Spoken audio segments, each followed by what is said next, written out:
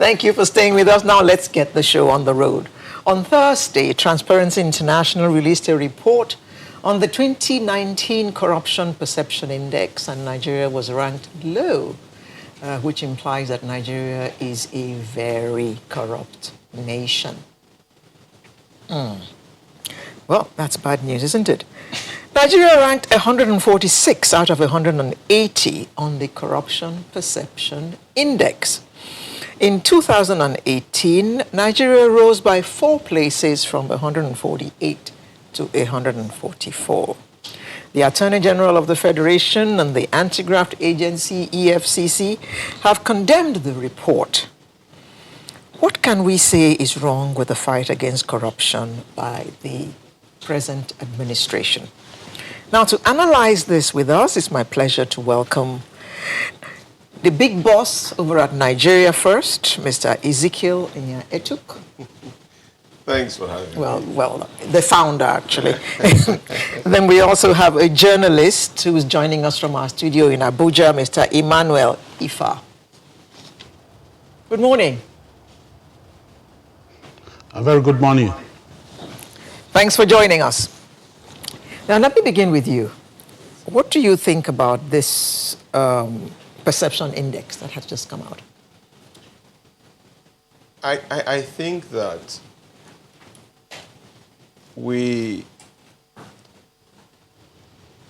the way we do analysis sometimes, I try very hard to know how to marry it with certain realities.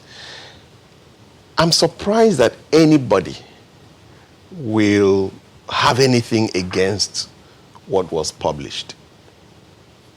I think it's just, it's too obvious. It's too well known.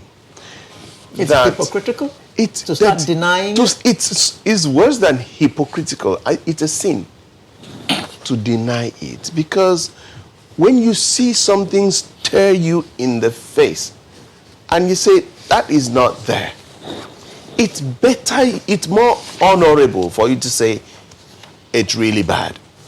We agree it's bad, but we're making effort. These are the areas we are trying to make effort. These are the frustrations that we have. These are the shortcomings that we have. You can't honestly, sincerely, you lose me when you tell me that we have decimated Boko Haram, when you tell me that we have technically won the war, and on a daily basis we take works to the IDP camps and see firsthand what is going on. You come to Nigeria today, I want any Nigerian to tell me that when he travels on the road, he does not see the army of policemen collecting bribe. I want one Nigerian to tell me that they no longer collect bribe. I want any Nigerian to tell me that there is so much meritocracy, that what he gets out of merit. I think the biggest problem that we have is that we really are fighting a war and having as one of the 3 pillars of this government something we have not even as much as sat down to define. What is corruption? So that maybe 2 of us, we may talk, okay, we say sports. You're talking football where you can't touch with your hands, except you're the goalkeeper. I'm talking handball when I can carry the ball with my hands and run. We need to come and sit down and say, which sport are we talking about? What is corruption? To some people, corruption is about stealing money. And if they say we've won so much, you may not stop them in the sense that according to them, we are no longer having people carry the 10 billion meant for army and this and that. They may have a point there. But can you sit them down and say, brother, nepotism is corruption? And it's like, what? What's nepotism? Can you tell somebody that if you do not get something based on excellence, but based on who you know, it is corruption? And the guy is like, or what tribe you are from, or what religion you belong. If you tell somebody that If you get to an office, you bid for a job, you cannot get it because you are the professional, but you will get it because you know the man, you know, in place. That is corruption. If you want to get admission for your children, that they would, the child of nobody. I had effectively no father, I would say. My mother stopped at primary three. I lived in the village with my grandmother.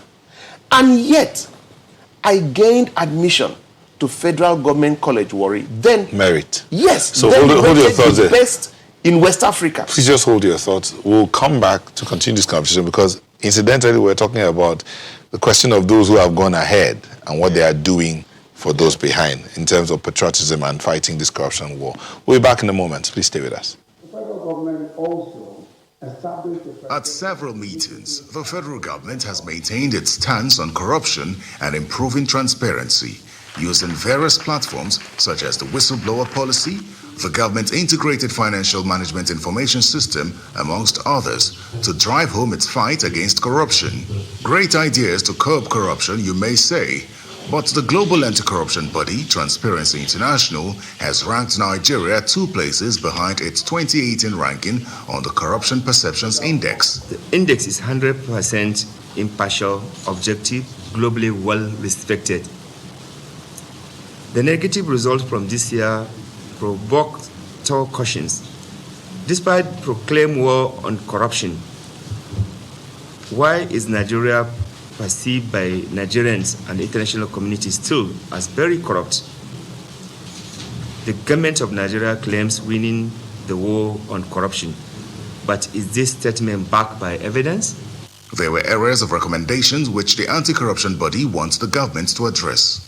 Anti-corruption stands the greatest chance of victory where there is a collective action of citizens against corruption and strong collaboration between state and non-state actors, where there is no cherry picking in terms of which corruption case to prosecute and one not to prosecute, where there is alignment of purpose and commitment among the arms of government, executive, legislature, and judiciary, and where the anti-corruption campaign is transparent, inclusive, and objective, there must be no room for untouchable, no matter how close to government power or influence. The Minister of Justice and Attorney General of the Federation is not comfortable with the findings of the report. Transparency International should come to specific. In terms of legislation, as I've told you, we have come up with a lot of legislation, a lot of policies, and indeed that have positively impacted on our resolve, in fight against corruption. In terms of institutional support, we have established institutions, we have given them the clear free hand to operate, and they have recorded successes both in terms of convictions and in terms of recovery. This report may just serve as a wake-up call for the government to re-strategize towards making its anti-corruption fight more encompassing.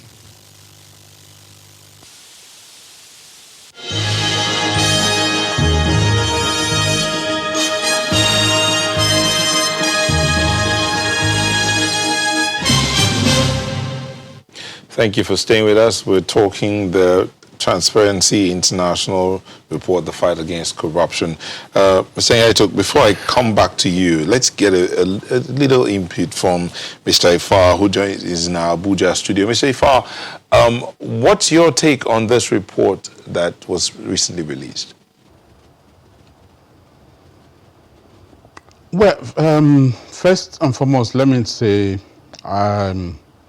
we once a report claimed to be international, we tend to give a lot of credence to it. And if it were positive, the people in government would be celebrating and applauding it. But as it's negative, they would they tend to lampoon the report and criticize it. But for me, as a Nigerian, over the years, I've come to become a bit wary of these so-called international reports, because very often I found that these reports do not truly, in the true sense of it, reflect the realities on ground. This is not to say that I'm saying that there's no corruption in the country. Corruption in the country has become part of more or less like a habit in Nigeria. And you know, to do with a habit is not an event, it's a process, it's a journey that you daily embark upon and continuously you struggle and grapple with. And so I would say, first and foremost, I'm not looking at that transparency report, whether it was positive or negative. I have no faith in it and several other ones in the past. But let me say that for you to just with a sweep and claim that Nigeria, and when you look at some of these reports, you see that some of these things, for instance, when the report came out about Nigeria being the world capital for hunger, and that in every 6 minutes, 6 minutes, a number of Nigerians go into poverty. And I was asking, I simply did a calculation. I'm not a mathematician, but I simply did the calculation, and the question I put across was, what is the population of Nigeria? And how many minutes you have in a day? And when you calculate that vis-a-vis the 24 hours you have in a day, then you would have said that everybody in Nigeria is hungry. And besides, most of these international organizations that are based elsewhere, their countries encourage corruption in our part of the world. They serve as a safe haven for these corruption corruption. What do you call it? Because there's a saying that the sitting thief is worse than the walking thief. Because if I stole today and I don't find a safe haven to hide my stolen wealth, the tendency is that I'll be forced to have a second thought. So I really do not. I am not bothered about transparency, but my concern is what is the effort that is being done in the country to fight corruption. And it's not just the issue of government alone. It's about all of us, every Nigerian. Go on the street and see the attitude of an average Nigerian driver on the street. He wants to be in front. He wants to drive ahead of you. He wants to stop. For instance, a cabman wants to pick the passenger and be ahead of you. These are all attributes of corruption. Such a person tends to, for me, that's greed. And such a person, tomorrow, if he's given the slightest opportunity to lead, he wants to amass and accumulate all that ought to belong to everyone. You know, okay, so the question here is about perception. I mean, that's like the key word. Mr. Ifa, I'm still with you. The key word there is perception.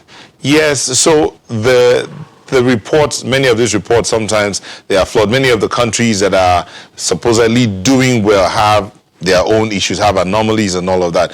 But when you come down to perception, our guest in Lagos said, can any Nigerian say some of these things that are mentioned in that report are not glaring to them? So it's about the perception. No, necessarily. I'm not saying, get my point. I totally agree that corruption is with us. It's been a problem. And I am by no means suggesting that corruption has flied away from the country. And that's why I say the corruption has more or less become like a habit, or I don't know if that may be the right word to use.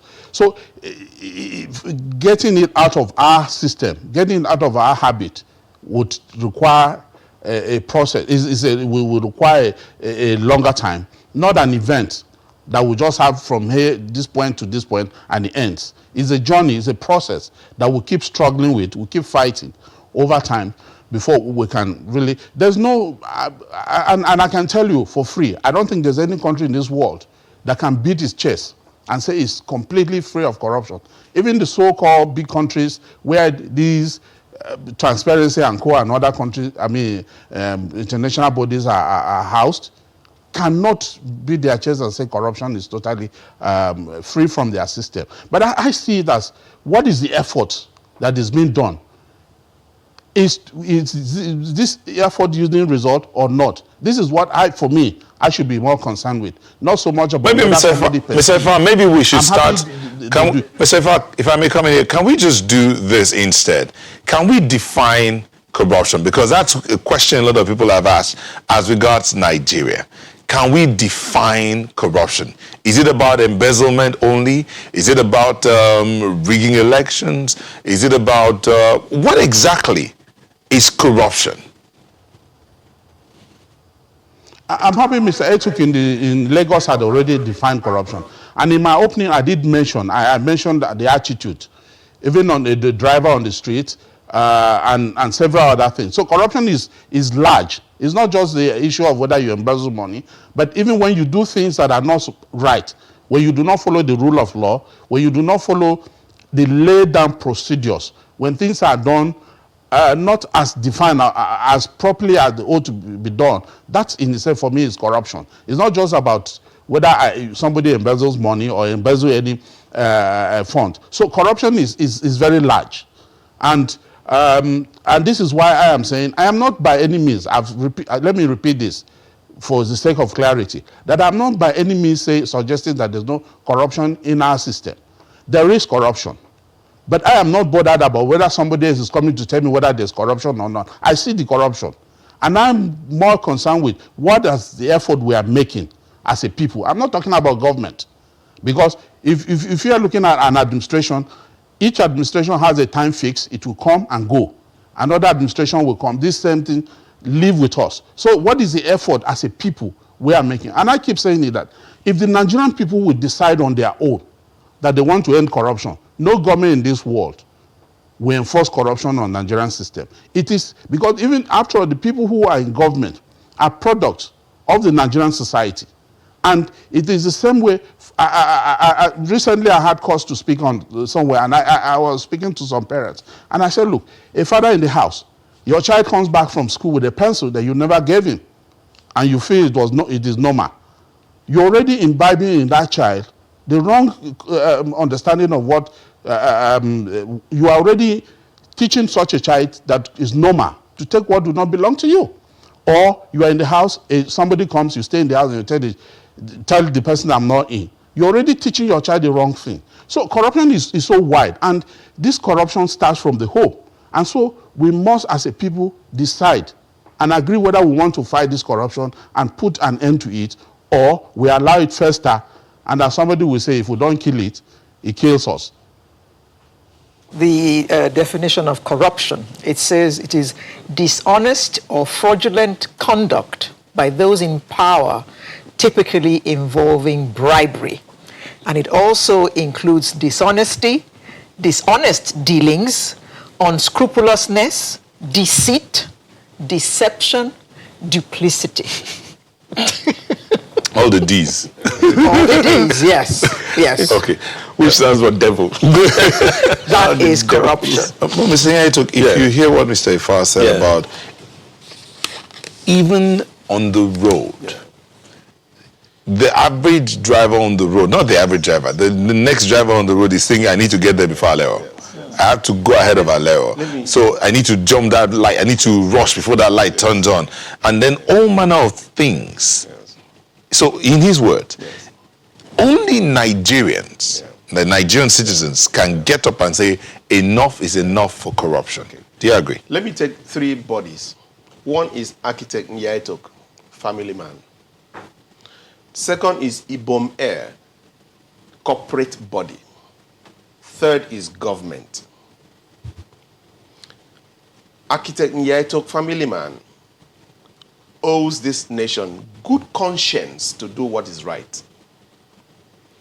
Ibom Air owes this country what we call corporate social responsibility, because that man is set up to make business and make money. That is what business is all about. But for goodness sake, have a little conscience and be nice to the people. Government are employees paid by all of us to undertake that responsibility that takes care of all of us. For government, it's not about niceness. It's about obligation. It's about statutory duty. It's about responsibility you cannot afford to abdicate. That is government. They are paid. Mr. President is paid by my tax and my common matrimony. Okay? The governors, the senators, that is government. They are paid to do what? When it comes to corruption, I want to know. Let me say something about TI report. TI report is like OBJ. When TI report comes out, we are forced to have a conversation around it. It's like when our former president, OBJ, talks. The whole nation has a conversation about what he talks.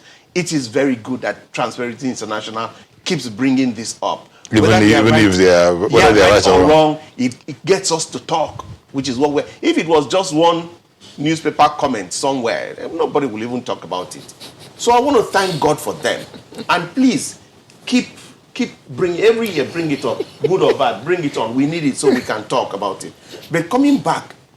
Yeah, but Ezekiel, this is not all we do. Just talk about it. I'm coming. It's good. You see, let's start with talking. Just talk. Start with talking first. Just don't keep quiet. Talk first. Somewhere, someone will... As this program is going on, somebody's listening. Somebody's going to hear. Somebody's going to start to think. And somebody's going to say, maybe I should do this. So let's talk. Okay? Let's come back to the issue of government and responsibility to corruption curbing in this country. This country is being, taken over by corruption. And we set up a body to help us. And that body is called government. So what is government doing about corruption? The very first thing is that I expected, I have a problem with this government, APC. So my finest friends are here. But all the intellectuals are just so dormant and silent, and they lack the strategy to be able to take this country to the next level, which they can. But they are so silent, they are so docile. I can't understand. Simple common sense. Let me tell you something so basic. Today, our president is referred to as PMB. And I say, for goodness sake, are there no thinkers around this man? When he leaves office, what are you going to call him? MB. He has enough things. Think of today and think of tomorrow. It's just strategic thinking. Do you understand me? GEJ was good luck. OBJ. OBJ, IBB, whether in or out. Today you call him a PNB. What, when he leaves in a few, what are you going to be calling him? Megabyte, MB. It's just about strategic thinking. Okay, you come to corruption. I expected that a certain school of, thinkers would sit down and say, sir, this is the strategy. Number one, we define corruption. And number two, sir, the greatest, benefit of fighting corruption is engaging the people. Today, APC government is working corruption on the basis of one man's integrity. And I ask myself, what is the future of this party as this man is exiting? That is why some things are not going to change unless Nigerians wake up.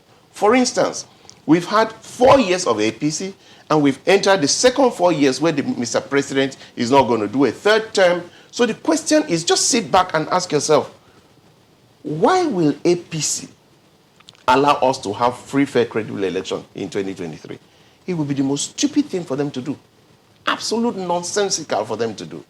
The reason is that they've held on to a man's integrity, a man's integrity, a man's integrity. Yes, let that man's integrity lead you into the house. When you enter, you say, oh boy, this man has 4 years to exit. Within the 4 years, we have to let him decrease and let us increase. Do you understand me? In the sense that this is government. An individual cannot keep increasing. No. He leads you in, you start to build on his integrity, you start to put systems and structures in place. Before you know, Nigerians are like, wow, APC government has saved us. APC government is giving us a good roadmap. APC government, and that man who was the leader is kind enough to know that he says that the glory of the latter shall exceed the former. So he is father enough to expect his children to come and be bigger than him. So he does not sit and everything is about, oh Baba, but he helps to build APC. To build institutions. As he's going down, all we're talking about is APC, the institution, APC, the government, APC, everything, APC. So that when they are going for the next election, they are going on the back of APC and what they have achieved. Up till today, Where are we? We talk of corruption. Now, everybody alludes to it and nobody wants to push it. The greatest weapon that this government has is not the integrity of Mr. President. It is that body called National Orientation Agency that is dead, dormant, in a non-existent. I don't want to use certain words, but isn't this the reality that we know? Let me end with this at this point. It's very important I say this. Corruption has, by my personal definition, 3 windows. And unless we come to have a conversation about these 3, we're wasting time. There's the corruption of need. There's the corruption of greed. And there's the corruption of lunacy. What is the corruption of need? Mr. Udofia is a very honest, straightforward person. He is a treasurer. You know, he goes back home. His only son that he's waited 11 years to have has to undergo an emergency operation. He needs 100,000. He does everything possible. He cannot find it. This is Friday evening. Out of desperation, he runs to the office, takes 100,000 with the hope that as soon as the boy's life is saved over the weekend, he will do everything and return it. On Monday morning, unfortunately, he hasn't gotten enough. Auditors come. Mr. Udofia, you stole 100,000. Do you understand me? You carry that man. If you go to court, he's told he is corrupt, he should be jailed. Okay? That is Mr. Udofia. And I ask you in all good conscience, would you actually say that Mr. Udofia, who does not have health coverage for his child, should have kept quiet, been a good man and let that boy die? If your answer is yes, you are far better than myself. And I applaud you for it.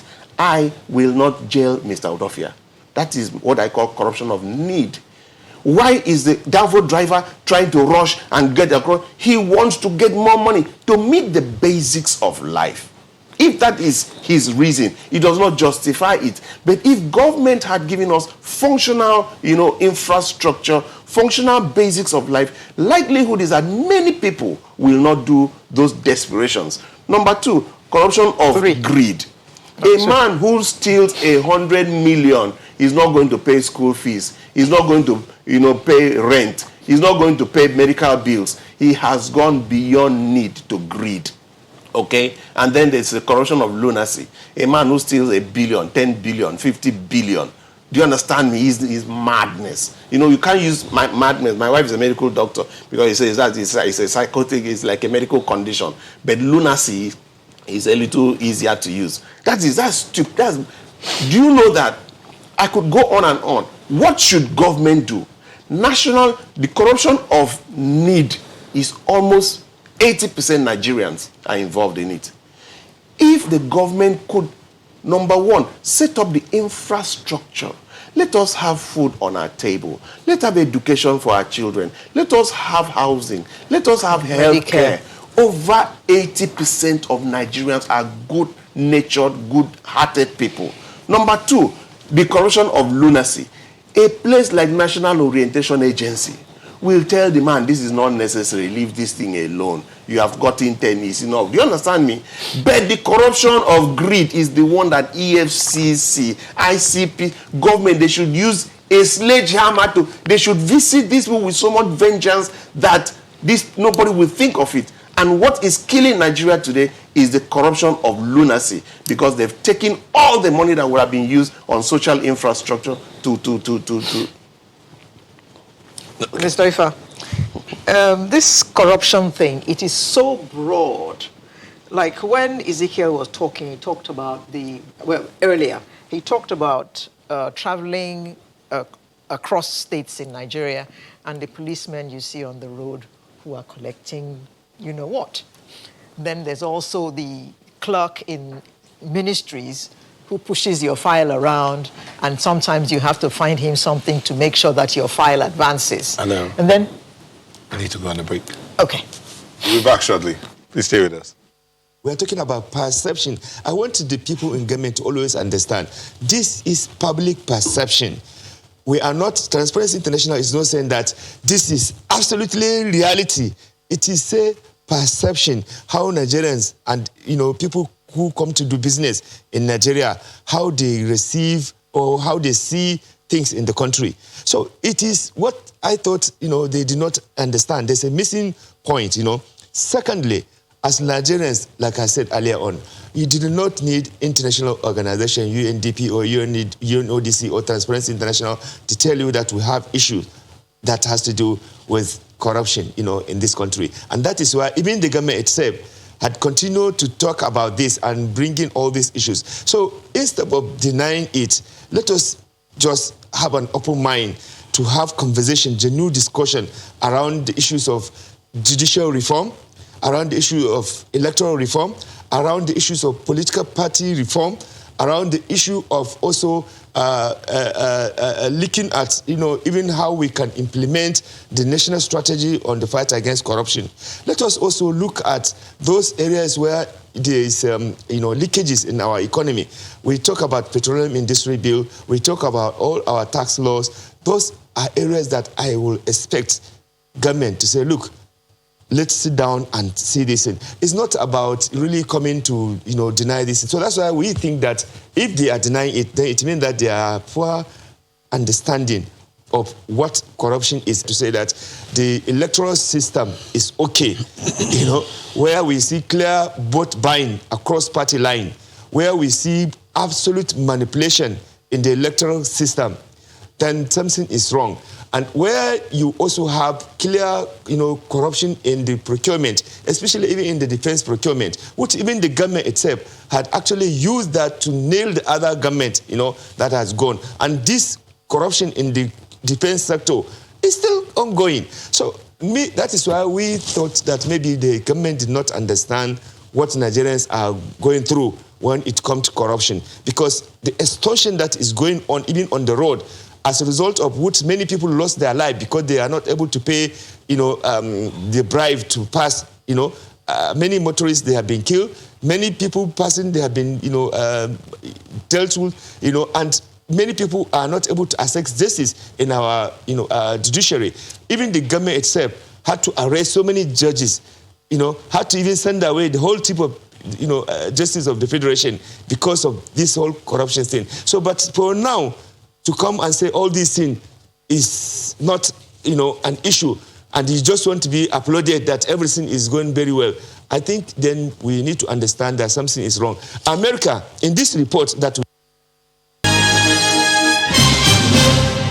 Well, welcome. Just before Aleo takes off that question again, let me quickly read this tweet, Aleo. Ahmed says, I don't agree with Mr. Ifa from Abuja. It is the responsibility of the government to put the necessary apparatus in place that will checkmate corruption, and the fight flows downward. It is not the other way around. In other words, he does not agree with Festus, who says the fight against corruption can only be reduced to the barest minimum when all Nigerians buy into it. But see this one. Eagle says, who will check the police on patrol extorting people? These guys are richer than even the commissioner. They have houses and cars. Please, is that not corruption? When driving out, we don't fear thieves anymore, but the fear of government thieves with guns as the police. Then finally, Adisa Oladayo says, my definition of corruption is the Nigerian civil service. Who are the civil servants? Our parents, our uncles, our friends, etc. The civil servants teach the citizenry how to be corrupt, Adisa says. Oh, dear. Well, we must start winding down now, Mr. Ifa. So we have looked at the various ramifications of corruption.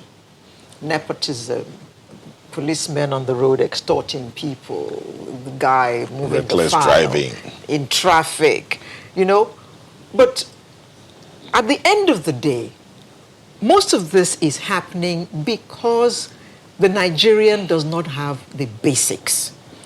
If he did, to my mind, I don't know about you, to my mind, all this will not be happening. We start up agencies to fight corruption. We're talking about it. We're talking about fighting it all the time. Number one, do you think we're walking the right road to fighting this corruption? If not, what should we be doing so that we can have results from this fight against corruption? Well, I'm happy you one of the messages that came in did acknowledge that I don't think we are towing the right path, in the sense that earlier I did mention that these people who, if we are looking at this corruption from the point of view of whether in government, whether the man on the street, you can only give what you have inside you. It's garbage in, garbage out.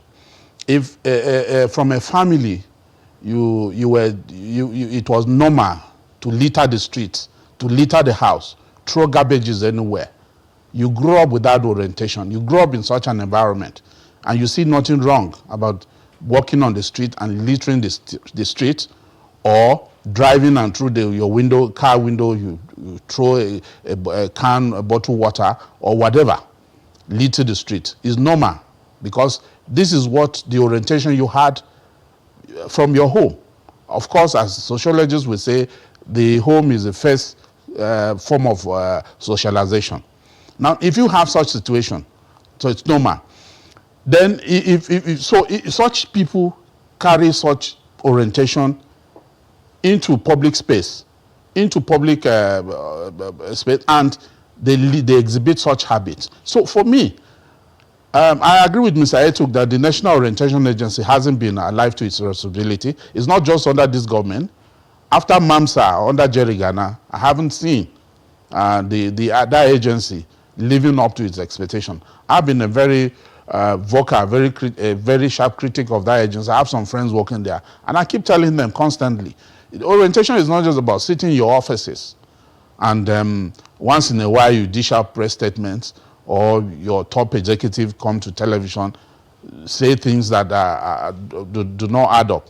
So we need to have a situation where we begin the orientation should start from the homes, from the schools. It is at that tender age we begin to change the mindset. First and foremost, people realizing that, look, within home, you must keep your environment organized and tidy. When you don't keep your environment within home organized and tidy, you grow up with such orientation, and when you go out, you feel it's normal, and that's how it continues. So I think we need to, the agency need to be strengthened. The agency need to live up to its responsibility and begin to do similar. Go back and look at what Jerry Ghana heading the MAMSA, what they were able to achieve. I also, Mr. Etuk mentioned, I love the analogy he made about Mr. Odiof, about justifying, which sounds like justifying reasons for corruption. I do not think it is, when you say corruption of necessity, you more or less like justifying that, yes, because, simply because I'm hungry, what do not belong to me, I should just go and pick it, without asking or requesting. And from there, gradually, you keep doing that and justifying it that, okay, it's because of my need. Over time, you grow up with that, and you keep graduating from that point to the other. Most of these things start, this issue of corruption, even taking these billions that we are talking of, is the one he's talking of, lunacy. It starts from removing little funds that are kept under your care. Gradually, when you remove the little one, you justify within yourself, within your conscience, that, oh, I have a need. That's why I did that. Gradually, you keep graduating until you get to the point where you become a... Okay, Mr. Ifa, so that we can get Mr. Yaitok to weigh in on this before we go, because we are completely out of time. So let's get Mr. Yaitok's closing moments, then we can... Number one, I hate to see a man that I love go down the wrong lane. And for a man who has been so elevated to live such a simple life, I keep personally admiring Mr. President, but I don't express it in public. Personally, I admire him. And I want him to exit on a blaze of glory. But I want to say that he will never achieve that, except he leaves everything and concentrates on one thing. And I'll give you a very good reason why I say so. Let him forget about economy. I'm going to make very hard sounding statement like Mr. Udofia's statement. In 1 minute. Forget about economy, forget about corruption, forget about insurgency, and give us one tool that is going to address all these things. It's called electoral reforms. If today Mr. President sits down and gives us a roadmap to credible elections in 2023, today, early enough for people to buy in and start to spread, three things happen. Number one is that people know that they don't have to amass so much wealth, steal so much wealth, waiting to buy vote in 2023, waiting to buy the people, because unless that is done, no matter what he says about the economy, the governors know that it is not going to be performance-based, it's going to be about how much money they have. Now that singular act is going to put the governors back on their toes. They will start to work, knowing that it is their works that will count for them. On account of that, you discover that the economy will start to, come up well. Secondly, insurgency will start to take a backdoor, because somebody has brought out a conspiracy theory saying that the insurgency is somehow stoked so that these funds that they take security vote will be made available, all to the end of getting enough money for 2023. And thirdly, people who mean well, there will be proper leadership criteria, profiling. Now, these are the sort of people that are going to be able to come into the political space, because now they know that there's going to be proper voting and that the votes will count, and that the real people who can talk to the people, engage the people, will become the next leaders of the next economy. On account of all this, Mr. President will end up achieving all, and he will exit on a blaze of glory. Period. Ezekiel Etok, founder, Nigeria First. He was with us in our studio in Lagos, and we also spoke with Mr. Emmanuel Ifa, a journalist who joined us from our studio in Abuja. Thank you very much for coming. Thank you for having us. Sunrise will be right back with another interesting conversation in just a moment. Don't go far.